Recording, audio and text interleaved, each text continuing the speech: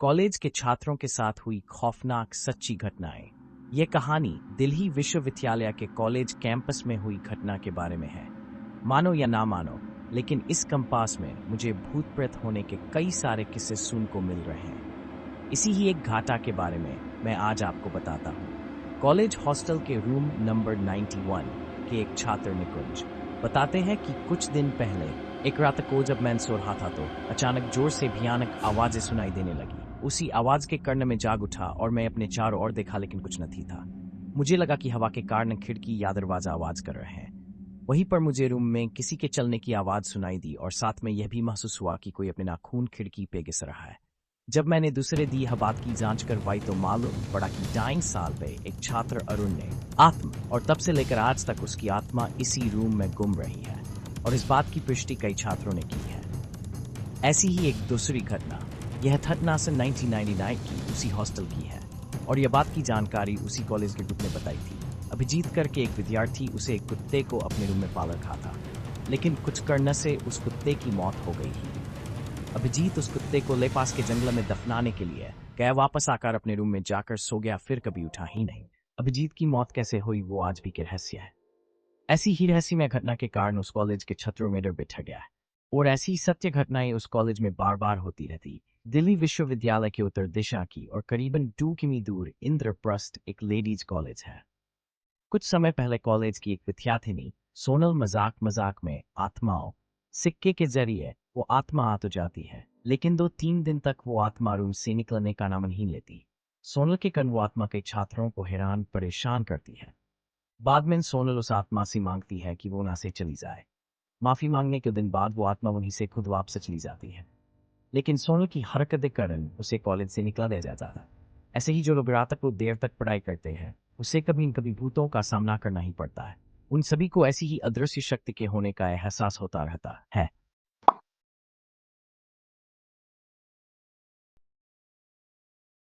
ये कहानी राजस्थान के कोटा शहर की एक भूतिया हवेली के बारे में है।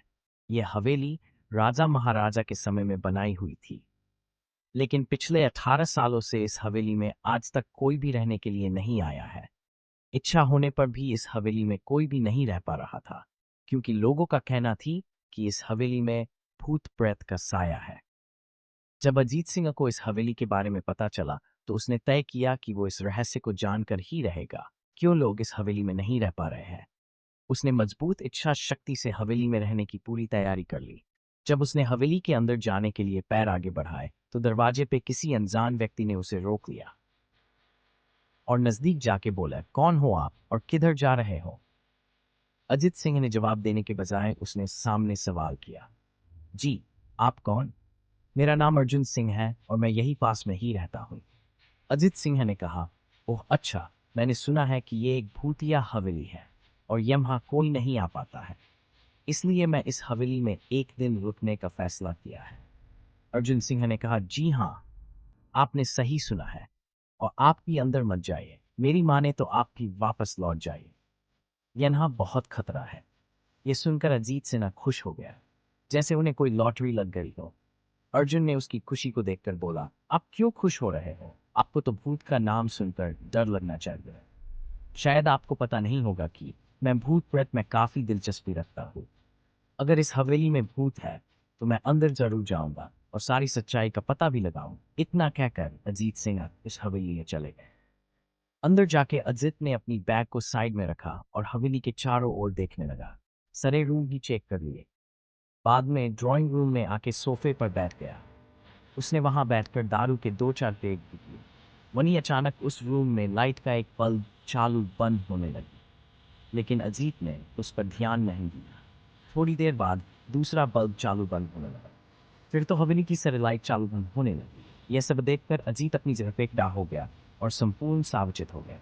अचानक उसके सामने एक छोटा टेबल हवा में उड़ने लगा, करीबन 10 फुट हवा में ऊपर जाके गोल गोल घूमने लगा और बाद में अजीत की ओर तेजी से आने लगा। अजित ने तुरंत ही अपनी जगह बदल दी और दूसरी ओर चला गया और वो टेबल वहीं जाके गिरा आजा अजित खड़ा था। अजीत कुछ समझ पाता उतने में सोफे की शीट उसकी ओर आने लगी। वो जल्द खड़ा हो गया और अंदर जाके अजित ने अपनी बैग को साइड में रखा और हवेली के चारों ओर देखने लगा। सारे रूम भी चेक कर लिए। बाद में ड्राइंग रूम में आके सोफे पर बैठ गए। उसने वहां बैठकर दारू के 2-4 पेग। वहीं अचानक उस रूम में लाइट का एक बल्ब चालू बंद होने लगा, लेकिन अजीत ने उस पर ध्यान नहीं दिया। थोड़ी देर बाद दूसरा बल्ब चालू बंद होने लगा।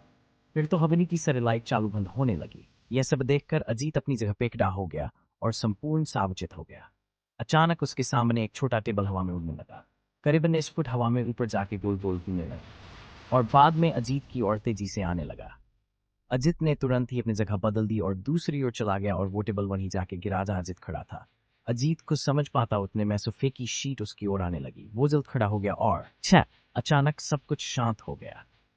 अजित ने चारों ओर सतर्कता से देखा और बड़ी आवाज में बोला, तुम जो भी हो सामने आकर के बात करो। वहीं एक बड़ी परछाई उसके सामने आई। अजित ने उस परछाई को देखकर बोला, कौन हो तुम और क्यों मुझे मारना चाहते हो? तुम्हारी भूल के कारण अजित। मेरी भूल? मैंने कौन सी भूल की? परछाई, इस हवेली में आने की भूल। मैं किसी को भी इस हवेली में खुश नहीं देख सकता। लेकिन क्यों? वो परछाई ने जवाब दिया, आज से 18 साल पहले इस हवेली के मालिक ने मुझे यहीं पे ही मार डाला था। मेरी कोई गलती भी नहीं थी। इस कारण की वजह से मेरी आत्मा इस हवेली में भटकती रहती है। मैं किसी को भी इस हवेली में नहीं रहने दूंगा, क्योंकि इस हवेली में मेरा खून हुआ था। इस हवेली में जो भी रहने के लिए आएगा उसकी मौत होगी। अजित ने कहा, मैं तुम्हें अपने असली रूप में देखना चाहता हूं। तुम्हें मारने से पहले मैं तेरी ये इच्छा अवश्य पूरी करूंगा। और उस परछाई ने एक भयानक दरमियाना रूप ले लिया। उसका चेहरा इतना भयानक था कि अजीत भी एक क्षण के लिए डर गया था, लेकिन देसरी ही क्षण में उसने अपने आप पर काबू पा लिया। बाद में इसने अपनी जेब में से सफेद पाउडर निकाला और उस भूत के फेंक दिया। भूत के पर पाउडर पड़ते ही वो जलने लग गया। बड़ी बड़ी ज्वालाई उठने लगी। वो बहुत जोर जोर से चिल्लाने लगा और बाद में पूरी तरह से जल गया। उसके बाद अजीत ने चैन से सांस लिया और वहीं पर सो गया। दूसरे दिन सुबह जब अजीत को सही सलामत हवेली से बाहर आते देख अर्जुन को आश्चर्य हुआ। अर्जुन ने अजीत से पूछा, तुम कैसे जिंदा हो?